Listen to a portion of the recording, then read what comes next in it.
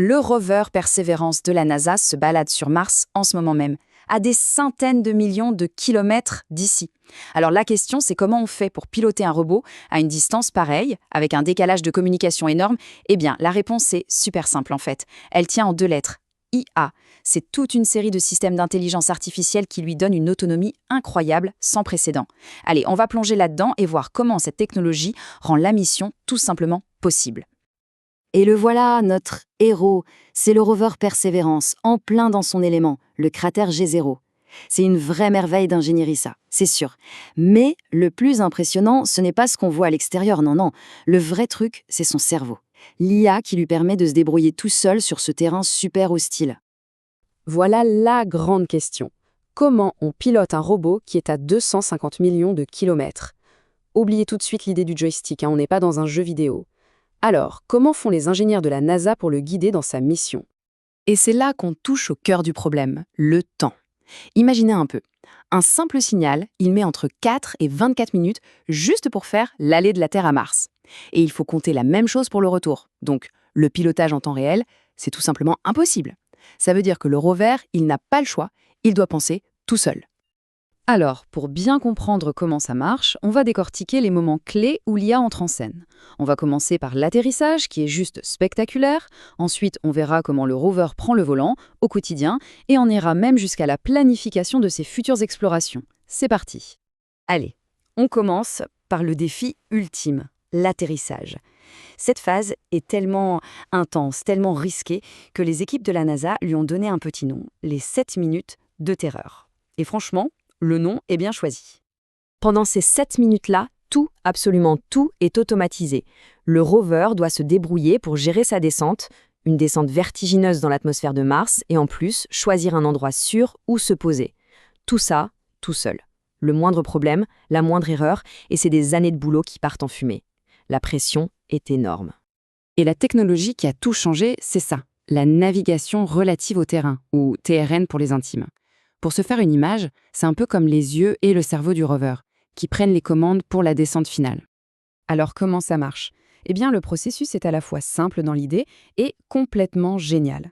D'abord, la caméra prend des photos à toute vitesse. Ensuite, l'IA compare ces photos indirectes avec une carte des dangers qu'elle a en mémoire. Elle repère tout ce qui est dangereux, les falaises, les gros rochers, ce genre de choses. Et si jamais la trajectoire mène droit vers un pépin, hop, le système corrige le tir pour se poser en toute sécurité.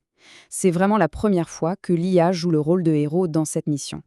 Bon, le rover est posé, sain et sauf. Mais un tout autre défi commence. Il faut conduire. Voyons un peu comment l'IA prend le volant sur la planète rouge. Parce que le cratère Zéro, ce n'est pas vraiment une autoroute, c'est plutôt un champ de mines. Il y a des rochers partout, du sable, des pentes super raides. Chaque mètre, c'est un nouveau risque. Pour pouvoir avancer, le rover n'a pas le choix. Il doit scanner et comprendre le terrain en permanence. Et c'est là qu'intervient Autonav. C'est lui, le cerveau de conduite de Persévérance. Son boulot, c'est d'utiliser les images des caméras pour se faire une carte 3D du terrain juste devant lui et ensuite de calculer le chemin le plus sûr pour éviter tous les obstacles. Et là, c'est vraiment un bond de géant par rapport aux anciens rovers. Persévérance a un ordinateur qui est dédié juste à ça, ce qui veut dire qu'il peut penser en roulant, sans avoir à s'arrêter tout le temps pour analyser. Du coup, il est beaucoup plus rapide, bien plus efficace, et il peut explorer une surface bien plus grande. Mais même un système aussi avancé qu'Autonav a ses limites. Il est ultra sûr, c'est vrai, mais cette prudence extrême peut le rendre très lent, surtout dans les zones vraiment compliquées. Et ça crée un vrai goulot d'étranglement pour la mission. Le problème, en fait, c'est que Autonav est hyper prudent. C'est un peu comme si votre GPS, avant de vous donner une direction, calculait absolument toutes les routes possibles sur la planète. C'est sûr, mais sur un terrain martien bien complexe, cette méthode prend un temps fou, et ça ralentit tout. Alors pour résoudre ça, les ingénieurs ont eu une idée, MLNav. C'est quoi? C'est une sorte de surcouche d'IA qui vient se greffer sur Autonav. Et son rôle, c'est de lui donner une espèce d'intuition. Au lieu de tout vérifier, MLNav va prédire très vite quels sont les chemins les plus prometteurs. Le truc génial, c'est ce processus en 2 temps. D'abord on prédit et ensuite on vérifie.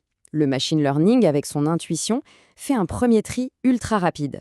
Et seulement après, le bon vieil Autonav, avec sa méthode de sécurité infaillible, vient valider les toutes meilleures options.